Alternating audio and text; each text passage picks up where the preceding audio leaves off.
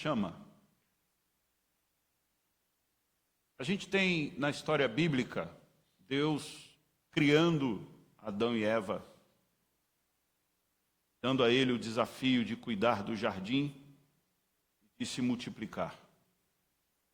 A gente tem na história bíblica Noé, que é chamado por Deus a pregar juízo e construir um grande barco para salvar sua casa do dilúvio.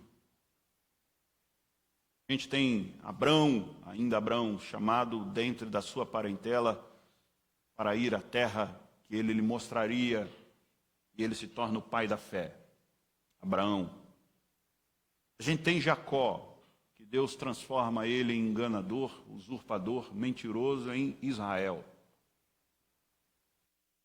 Deus chama José por meio de um sonho e mostra que ele seria o salvador do seu povo, da fome. Deus chama Moisés para libertar o povo do Egito. Moisés estava ali cuidando da vida, quando Deus diz, para de cuidar de si mesmo e vem cuidar das minhas coisas. Após a morte de Moisés, Deus chama Josué, um dos espias que incentiva o povo a tomar Canaã.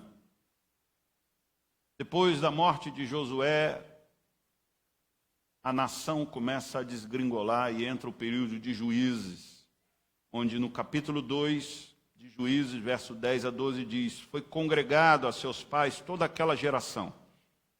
E outra geração após ele se levantou que não conhecia o Senhor, nem tampouco as obras que fizera a Israel. Então fizeram os filhos de Israel o que era mal perante o Senhor, pois serviram aos Baalins. Deixaram o Senhor, Deus de seus pais, que os tirara da terra do Egito, e foram-se após outros deuses, dentre os deuses das gentes que havia ao redor deles, e os adoraram e provocaram o Senhor a ira. Nesse período de Juízes, o texto sagrado diz que cada um fazia o que era melhor aos seus próprios olhos. Eu acho que a gente está vivendo um período de juízes também. Porque o texto de Juízes diz que aquela geração passou e a geração que veio não conhece o Senhor. E a geração que veio que não conhece ao Senhor é uma geração voltada para si mesmo. É uma geração que busca os seus próprios interesses, prazeres e deleites. É a geração que busca a igreja para que o Senhor os abençoe para pagar as suas contas de segunda-feira. É a geração que busca a igreja e o poder de Deus e o braço forte de Deus para trocar de carro, de casa e de emprego. Mas não é uma geração que atende à voz do Senhor a proclamar às nações os seus feitos. Talvez seja esse grande mal que nós temos vivido. Deus continua chamando e permite que o povo agora escolha qual rei que eles têm, porque eles querem, porque eles estão de olho nas nações vizinhas. Eles têm um rei, nós não temos. É como se o povo estivesse dizendo, nós só temos Deus, e as nações têm reis. Reis é mais bonito, porque reis é mais elegante. Nós só temos a Deus e os profetas, só. E Deus disse, então tá bom, escolham. Aí escolheram Saul, porque era alto, bonito e forte. Após isso, Deus fica cheio de Saul e diz, agora eu vou entrar na história de novo. E chama Davi. E Davi é o ascendente da geração de Jesus. Depois de Davi, ele faz um reino ali bonito, ele une todo mundo. E eles ficam preocupados que com a morte de Davi, pode haver um racha na família e um outro filho de Davi já quer o trono e Betseba intercede por Salomão. Salomão então é escolhido rei por Davi. De novo o homem põe a mão na coisa. E quando a gente põe a mão na coisa, a coisa vai mal demais. E Davi então coloca Salomão, e Salomão é um rei riquíssimo, cheio de sabedoria, mas cheio de si mesmo. Porque um texto de Eclesiastes diz que ele, não tendo o que fazer na vida, olhou e quis ter tudo, e ele plantou vinha para ter o seu próprio vinho, e ele teve as mulheres que quis, e ele foi um rei voltado para si mesmo. Logo foi um rei que permitiu que Jerusalém adorasse outros deuses. filho de Davi. Dizem que filho de peixe, peixinho é, aqui parece que não é não. Depois, Deus começa a levantar profetas, não sucessivamente em ordem cronológica que eu estou dizendo. E o primeiro deles, que a gente tem antes mesmo de Davi, é Elias, que enfrenta Baal e a adoradora de Baal, chamada Jezabel. O seu marido era da nação de Israel. Mas é um HD, como diz aqui na Macholândia, mandado pela mulher. E todo homem que é mandado pela mulher não vai longe, não presta.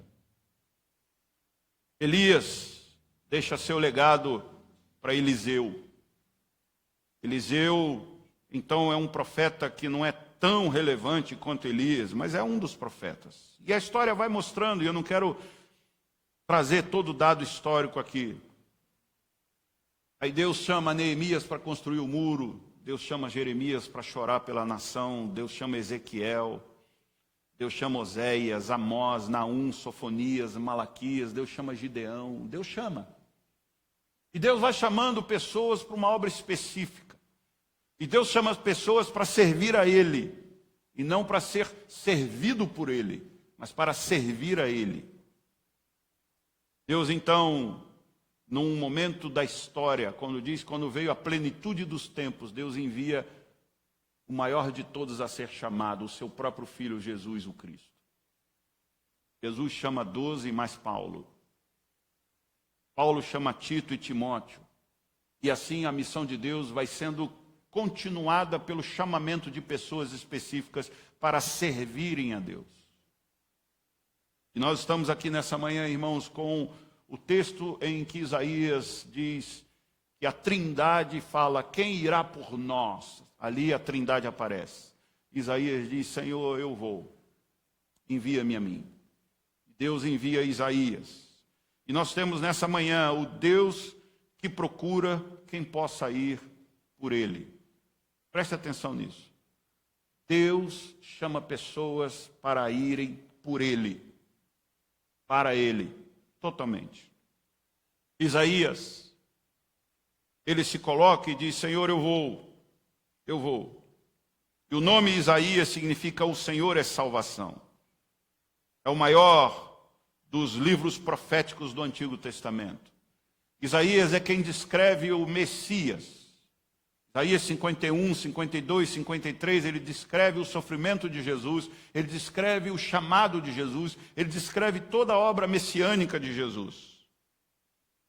Só que a obra de Deus não é fácil, nunca foi. E Deus fala para Isaías, você vai pregar e ninguém vai ouvir. Você vai falar e ninguém vai querer saber. O povo está com os ouvidos tampados, porque o povo está envolvido com as suas coisas. E é isso que está lá no texto de Isaías. Saiba disso, que eles não vão ouvir, que eles não vão querer.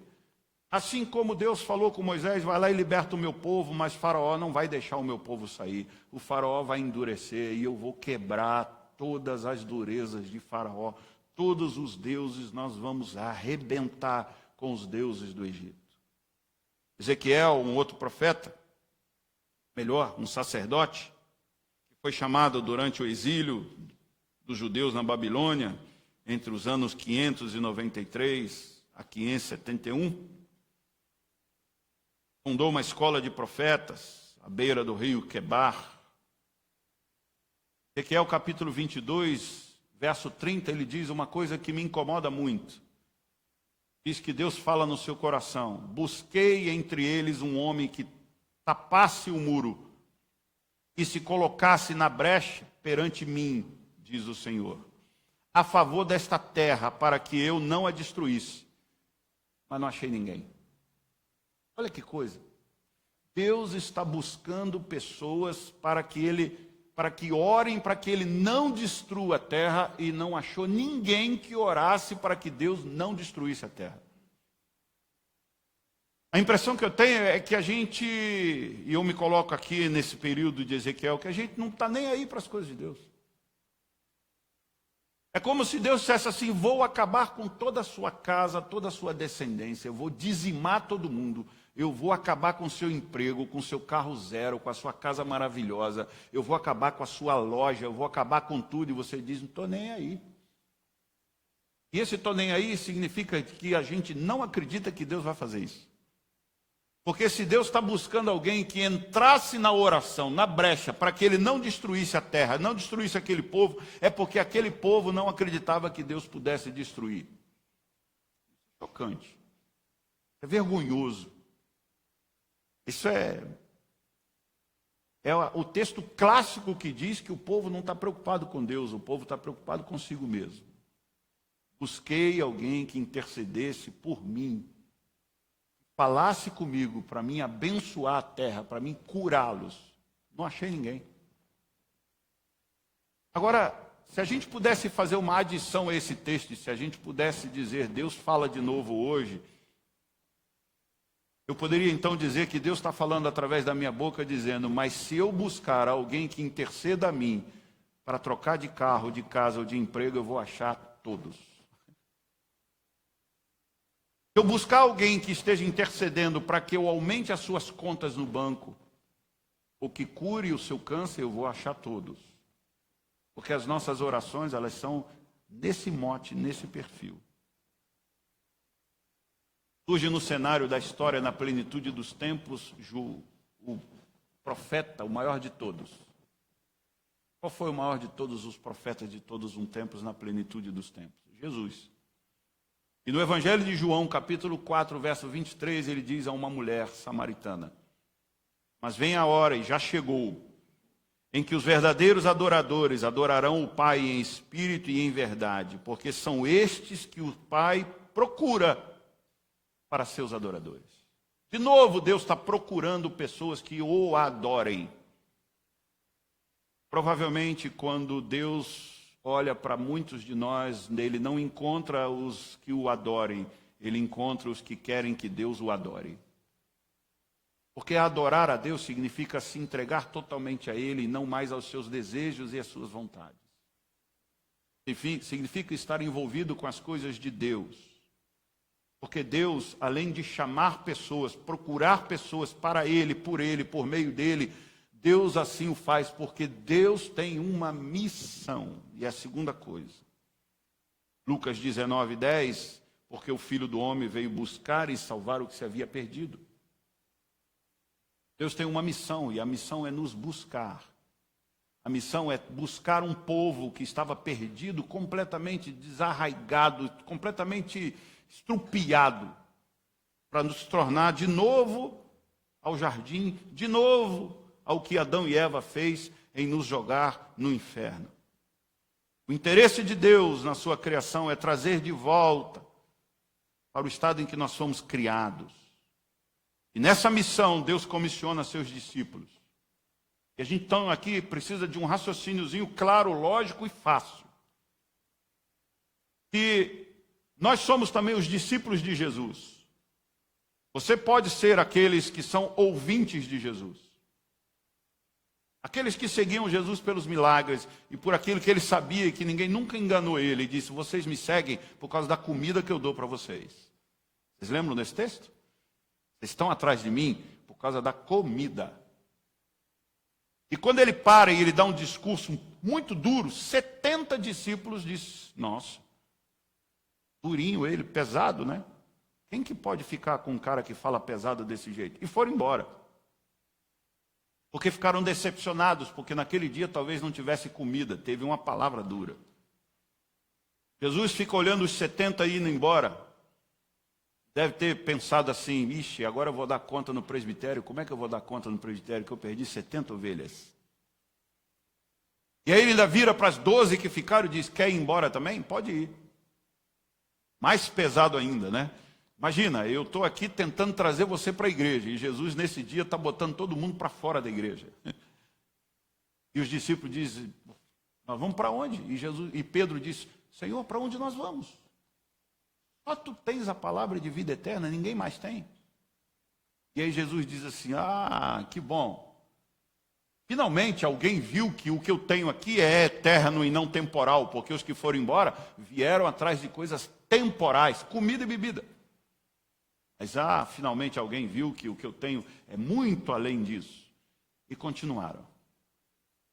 Porque Deus tem uma missão Nessa missão, Deus chama pessoas para fazer a missão. Deus não chamou anjos para fazer a missão. Deus chamou seres humanos, criatura sua, eu e você, para fazer a missão dele. Presta bem atenção nisso, eu quero focar nisso. Deus nos chamou para fazer a missão dele. O raciocínio é claro. De quem é o reino? Em alto e bom som, por favor, igreja. Vamos lá? De quem é o reino? A lei é de quem? O sangue de Cristo é de quem? Deus nos salvou do inferno para quem? Agora responda se você puder. E você vive todo dia por ele e para ele? Ou para as suas coisas? Se Deus nos precisar durante a semana, você larga o seu emprego para servir a Deus ou você diz para Deus, espera um pouco? Se a gente quiser fazer uma reunião aqui com os líderes da igreja, eu tenho que ficar tentando achar uma data que todos possam ou todos convocadamente param tudo que estão fazendo para atender a Deus? Ou eu tenho que ficar, não, hoje não dá, peraí, então qual dia que o irmão pode? Qual dia que o irmão não pode? Ah, hoje eu não posso, pastor. Não, amanhã eu posso, no outro dia eu posso. Não, não posso. Não tem reunião. Porque nunca bate uma data com a de todo mundo, porque todo mundo nunca entrega tudo para Deus. O problema é que o cristianismo hoje se tornou a religião do homem para o homem, não para Deus. Eu insisto em dizer isso e está gravado, e eu não tenho medo de estar gravado. Essas igrejas neopentecostais chamam pessoas para dar a elas aquilo que elas querem. É mais satânico do que a própria igreja de Satanás. Porque se tem lógica no cristianismo, e se eu entendi o que é o cristianismo é de cruz. E Jesus disse, quem quiser vir após mim, tome a sua cruz e siga-me. Jesus então faz um chamado que não é, ele sabe, não é para todo mundo. Assim como Carl Gustav Jung disse que a obra psicológica de individuação não é para todo mundo. Eu quero usar só essa analogia mostrando o seguinte, que individuar-se para o Jung é quando você rompe com tudo que te deram para ser você mesmo.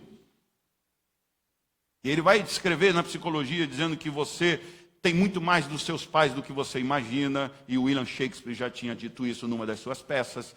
E o Jung vai dizer que você precisa romper com a tradição dos seus pais para ser o que você quer ser. Quando você é pequeno, ele descreve, você veste a roupa que sua mãe e seu pai quer. Quando você cresce, você veste a sua roupa. Mas alguns ainda não têm coragem de fazer isso. E ele diz que esse caminho de rompimento para ser você mesmo é o caminho da individuação. E eu olhando para o que ele fala, eu digo, a mesma coisa é a cruz. Largar a própria vida para tomar a cruz e seguir a Cristo não é para todo mundo.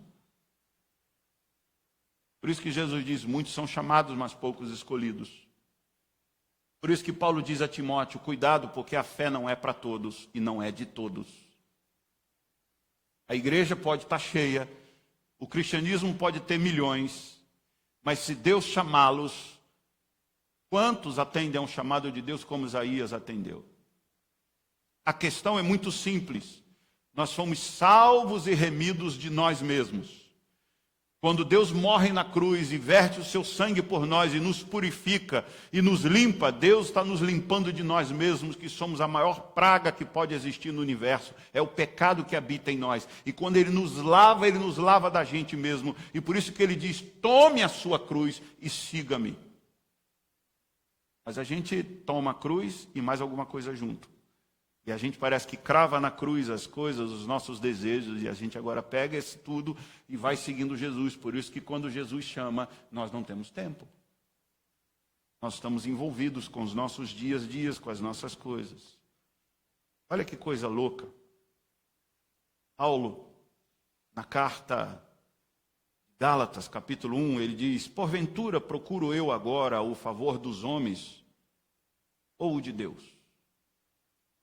Paulo se posiciona entre os Gálatas e disse assim, Gálatas insensatos, quem desviou vocês da doutrina que eu dei?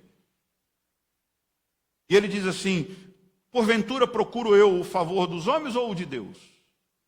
Ou procuro agradar a homens? Se agradasse ainda a homens, não seria servo de Cristo. Pronto, ele já define. Se eu quiser agradar homens, eu não agrado a Cristo.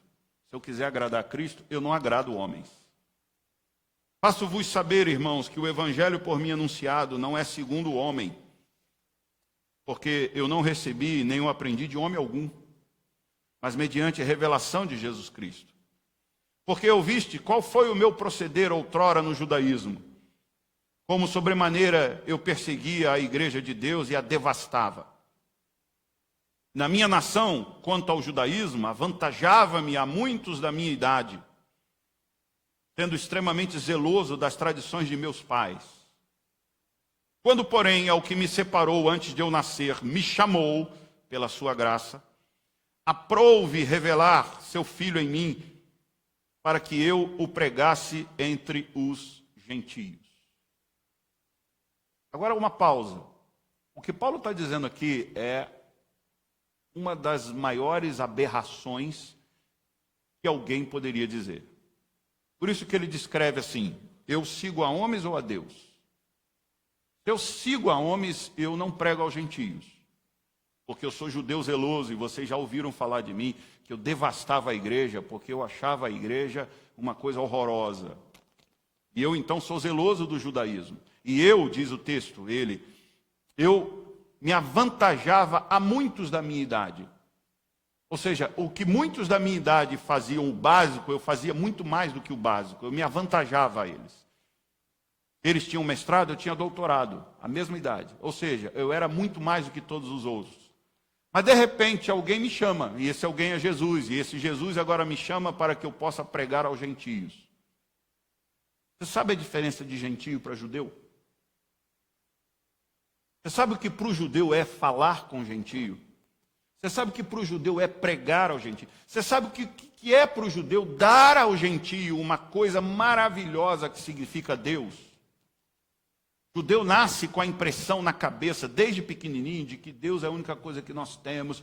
E eles vão passando de geração em geração aos seus filhos o feito de Deus, como Deus é. E Deus escolheu um povo, nós somos o povo de Deus escolhido. Nós somos sangue azul, nós somos uma estirpe maravilhosa. A gente não se contamina, a gente não anda com esse povo. Nós somos diferentes, nós somos mais bonitos, nós somos mais amados. E eles contam, olha como é que Deus fez com a gente, Deus matou as outras nações para a gente, Deus usou Josué, Caleb e tantos outros para tirar os amalequitas, tirar aquele povo lá de Canaã, e Deus foi com a gente. Eles vão contando para os seus filhos, e eles vão crescendo, achando que Deus é exclusivo deles, e eles vão pensando isso. Aí vem um cara, chamado apóstolo Paulo, judaizante assim, e diz: agora esse Deus também vai ser para os gentios. Você brincou, né, cara? Você brincou comigo. Aquele Deus que era só da nossa genética, genealogia, história, família, agora vai ser do povinho. É isso que você está dizendo, Paulo? Paulo disse: é. E ele se revelou a mim, e me chamou e me transformou para eu pregar aos gentios. E aí eu estou entregando o boné do farisaísmo, do judaísmo, eu estou entregando o boné de todo o doutorado que eu tenho na religião antiga dos nossos pais, e estou indo pregar Jesus Cristo aos gentios, porque Deus me chamou. Por isso que Paulo é contado como um dos maiores apóstolos do cristianismo que a história do cristianismo já teve. Por quê? Porque Paulo, de fato, abriu mão da sua própria vida para receber, atender, acolher o chamado de Deus a pregar aos gentios. E ele diz: sem detença, não consultei carne e sangue. Não pedi opinião para ninguém. Foi Jesus que me chamou. Nem subi a Jerusalém para os que já eram apóstolos antes de mim, mas parti para as regiões da Arábia e voltei outra vez para Damasco. Decorridos 3 anos, subi então a Jerusalém para avistar-me com Cefas e permaneci com ele 15 dias. Cefas é Pedro.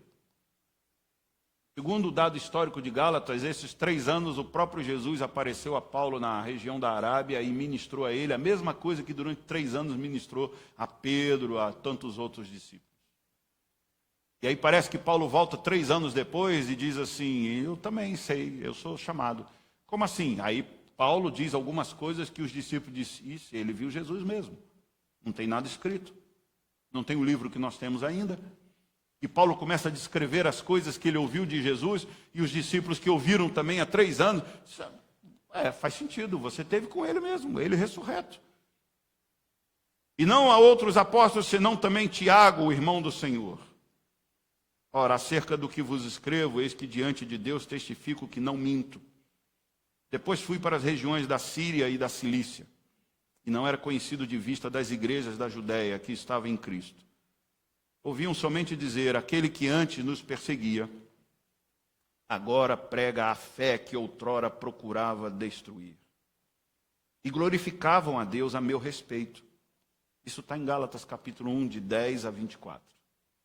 E o povo agora glorificava a Deus pela vida de Paulo, porque Paulo foi chamado, atendeu o chamado, largou aquilo que ele achava certo para fazer o que Deus achava certo. Ele larga, ele rompe, eu não sei se eu consigo descrever para vocês, vocês estão entendendo. Ele rompe com o que ele julga ser mais sagrado da sua vida para fazer uma coisa nova em nome de Jesus. O que Paulo está fazendo que talvez eu pudesse contextualizar para você entender? Paulo está largando aquilo que ele julgava ser o mais importante da vida dele. Construir sua própria casa, construir a sua própria vida, sua própria família, viver bem numa cidade paradisíaca, para atender ao chamado de Deus a pregar a um povo que ele foi ensinado a entender que não presta. Pensa naquilo que a gente chama de 360, uma conversão, ou 280. Diz que 360 o cara volta para o mesmo lugar. Pensa bem. Paulo tem uma cultura, e ele agora está rompendo com essa cultura, ele tem um desejo, ele está rompendo com esse desejo, ele tem uma paixão, ele está rompendo com essa paixão, para pregar para gente que não presta. Gentio. A cabeça dele é assim, eu sou judeu, sou da estirpe, sou nobre, e agora Jesus Cristo me aparece no caminho de Damasco, converte a minha vida para pregar a gente que não presta. É muito para a cabeça de Paulo. Mas porque é um chamado poderoso de Deus, inegável, ele vai. Isso, o mesmo acontece conosco, irmãos. Em Mateus 28, quando Jesus fala aos seus discípulos, e a gente se diz como discípulo de Jesus, e eu quero agora aqui dizer uma coisa para você. Que a gente se julga ser discípulo de Cristo, e essa é a ideia de cristãos que seguem o Cristo. Cristianismo, a filosofia que descende do Cristo. Cristãos que cumprem com a filosofia do cristianismo. Se a gente é discípulo, como os discípulos de Mateus 28, como assim Pedro, além de discípulo, eles são apóstolos. Nós não somos apóstolos, somos discípulos. Se julgarmos apóstolos como o termo da palavra enviados, também somos apóstolos. Mas os apóstolos que tem hoje são títulos de gente que tem um império pessoal e que dita as suas próprias regras. Não é isso que as escrituras dizem de apóstolo. Apóstolo é enviado. Se nós também nos julgamos enviados, conforme Mateus 28, se nós também nos julgamos abençoados por Cristo, como os discípulos foram, porque seguiram a Cristo, então nós temos que viver da mesma forma que os discípulos enviados viveram. Em Mateus 28, Jesus chama todos nós a uma grande comissão. Portanto, ide por todo o mundo, pregai o evangelho a toda criatura, ensinando-vos a guardar tudo o que vos tenho dito. E eis que estou convosco até a consumação dos séculos. Se eu fizer uma exegese desse texto, eu posso garantir para você que Jesus só está com quem faz a missão. Mateus 28. Eis que estou convosco. até a consumação dos séculos. Eis que estou com quem? Com quem vai, com quem prega, com quem ensina, com quem vive o que eu mandei viver. Mas a gente sai dizendo para todo mundo que Jesus está com todo mundo, mas não é isso que a Bíblia diz. Eis que estou convosco, aqueles de Mateus 28 que foram enviados. Se você está em Mateus 28 enviado, Deus está convosco. Esse é o texto clássico da Bíblia. E no meio dessa missão, tem cura, milagre, socorro, prosperidade, dons. Tem, porque quando eles são enviados, que eles sobem, Pedro e João sobem na hora nona para orar, e tem um mendigo, pedinte, perna atrofiada, e Pedro diz assim, o que tu quer nós não temos, nem prata nem ouro, mas você vê que eles são prósperos porque eles têm tudo conforme a provisão do Senhor. E aí ele diz, em nome de Jesus, levantem onda. Olha, tem cura, tem milagre, porque eles estão na missão. Conversa com missionários que estão no campo. Converse com pessoas que estão pregando o evangelho por aí. Você vai ouvir eles dizerem o que Deus tem feito, como Deus tem feito coisas grandiosas e poderosas.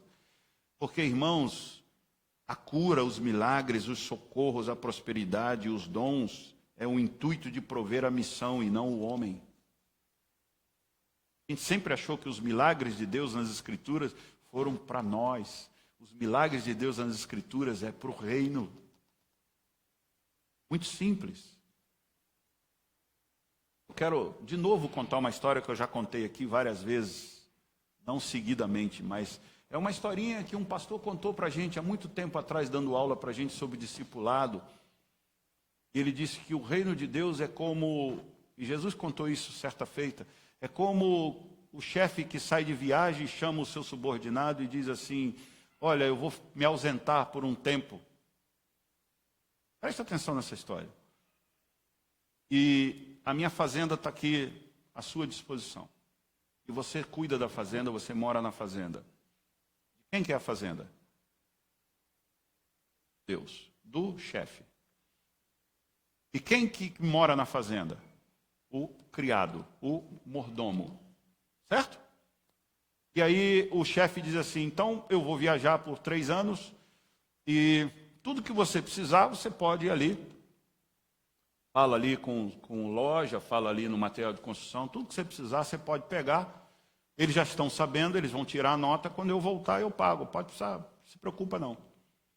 E ele se ausenta do país, se ausenta da fazenda, e o caseiro, o mordomo, com a sua esposa, vão pegando as coisas, vão comprando tudo que precisam, e o dono da fazenda, 3 anos depois, quando volta, que vai chegando na porta da fazenda, ele vê lá na entrada da fazenda, da estrada, a porteira caída, a madeira podre, o mato já está dessa altura, ele vê a cerca toda destruída, ele vai entrando e diz, o que aconteceu aqui?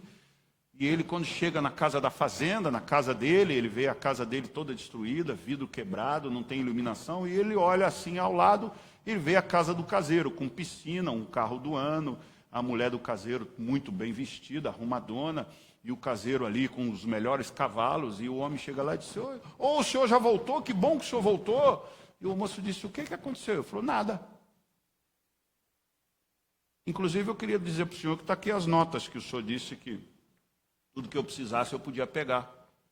E o dono da fazenda disse, mas eu disse que você podia comprar para a fazenda, não para você.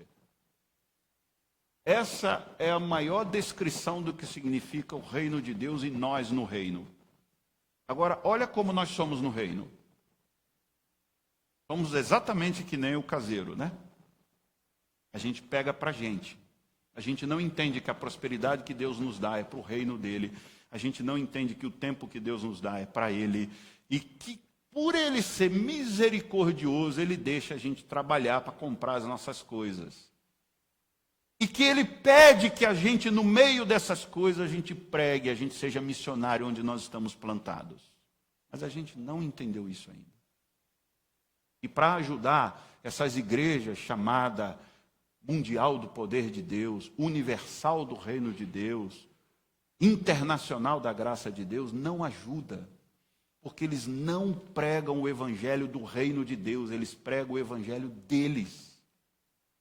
E eles incentivam o que a gente tem de pior dentro da gente, que é a cobiça, a ganância e o desespero desenfreado pela riqueza e pelas coisas boas dessa vida.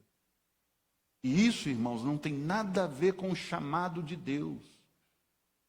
Porque o chamado de Deus é para Deus atuar por meio do homem. E eu quero terminar nessa terceira e última parte, 2 Coríntios 4:7. Temos, porém, este tesouro em vasos de barro, para que a excelência do poder seja de Deus e não de nós.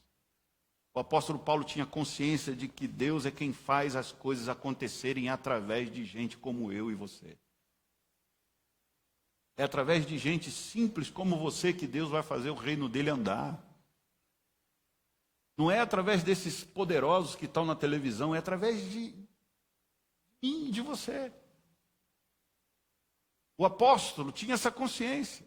Nós somos a mão de Deus, o braço de Deus, por meio do qual Deus cumpre a sua vontade na terra. Deixa eu terminar falando isso claramente para você, e eu quero que você pense nisso. O apóstolo Paulo está dizendo que eu e você somos o meio por qual Deus cumpre a sua vontade na terra. Para pensar um pouco nisso. Eu e você somos o meio do qual Deus cumpre a sua vontade na terra. Não precisa me responder. Você acha que Deus está feliz com você ou frustrado? Deus está triste ou está alegre? Por isso que Isaías 55 diz: os meus pensamentos não são os vossos, teus caminhos não são os meus caminhos. Deus já está avisando lá atrás que a gente tem uma dicotomia na relação com Deus. E o cristianismo do século 21 sustenta essa dicotomia. É impressionante como o cristianismo que eu ouço por aí, que eu vejo por aí, não tem nada a ver com o cristianismo das Escrituras, mas absolutamente nada.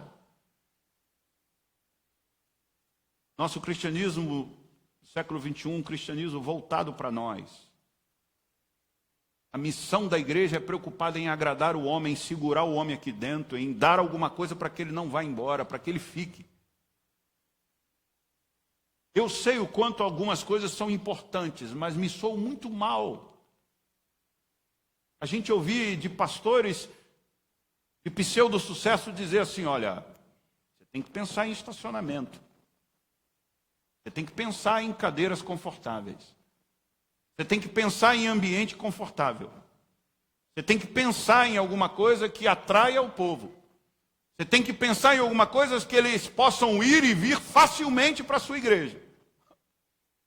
Eu sei disso tudo, mas eu sei o quanto isso machuca. E eu já ouvi do reverendo Arival, e na reunião do conselho, a entrevista de membros: por que você escolheu a nossa igreja para ser membro? E o sujeito diz: porque aqui tem estacionamento para o meu carro.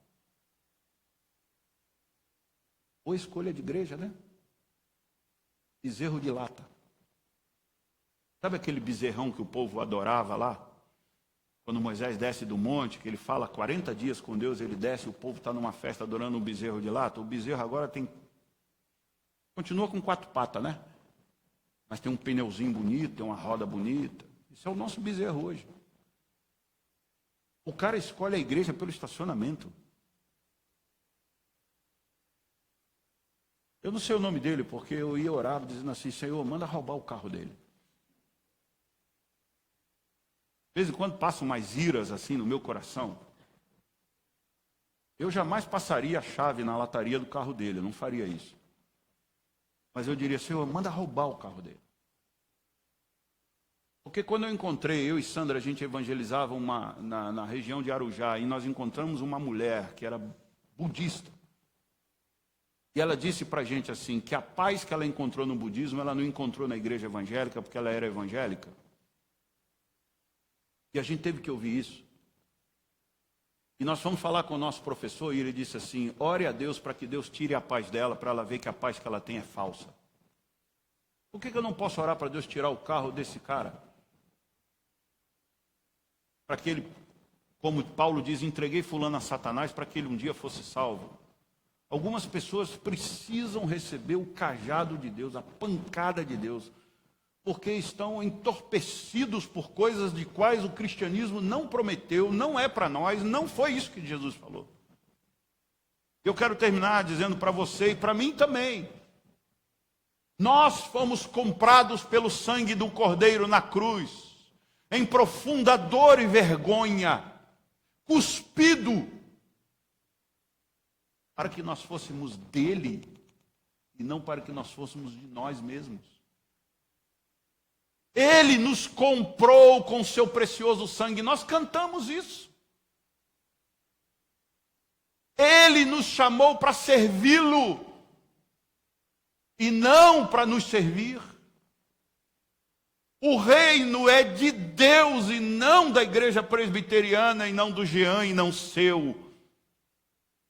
Então nós precisamos viver para esse reino, porque neste reino há abundância de água, de mel, de leite, de prosperidade, de alegria, de riqueza, de paz. Mas é no reino dele, para ele, do jeito dele. Porque nós estamos diante do Deus que chama para ele, não para você. Curve a sua fronte. Quem irá por nós? Diz o Senhor. Quem está preocupado com a obra de Deus?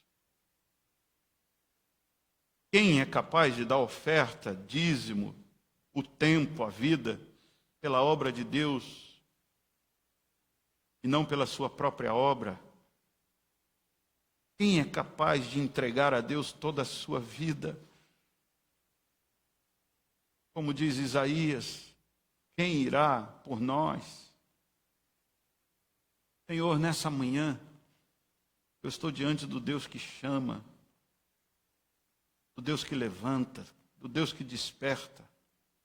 Nos desperta nessa manhã, Senhor, desse sono dogmático que nós nos encontramos no cristianismo do século 21, de buscarmos um Deus que quer realizar os nossos desejos e não mais os desejos do próprio Deus. Um cristianismo, Senhor, que tem entorpecido as pessoas de prazeres, e prazeres mundanos. As pessoas não estão mais rejeitando os seus desejos, elas estão vivendo e procurando Deus nas Escrituras que abençoe os seus desejos. Quanto que, Senhor, o teu chamado é a cruz. É para viver para o Senhor, pelo Senhor, pela sua obra e não pela nossa obra. Não somos nós que temos um projeto e um plano para o Senhor abençoar. É o Senhor que tem um projeto, uma missão e nos chamou para sermos bênção nesse projeto. Senhor, como é que esse cavalo de pau vai ser dado na história do cristianismo, Senhor? No final do século XIX, Senhor, eu me recordo bem da história do cristianismo. Final do século XIX até o século XXI, um grande joio entrou no meio da tua obra, Senhor. Porque o joio se parece com o trigo, mas não é a mesma coisa. Tem contaminado a muitos, muitos têm comido do joio e não do trigo. Senhor, nos liberta disso. Faz com que este povo aqui, Senhor, faz com que nós possamos ser despertos nessa manhã, chamados pelo Senhor. Nós fomos chamados para trabalhar para o Senhor. Que a gente tenha vida de fé, Senhor, a dizer sim sempre para o teu chamado, para a tua obra e para a tua missão. Porque o Senhor prometeu nos sustentar, o Senhor prometeu estar conosco, o Senhor prometeu nos saciar, o Senhor prometeu andar entre nós. Se nós andássemos com o Senhor e vivêssemos para o Senhor.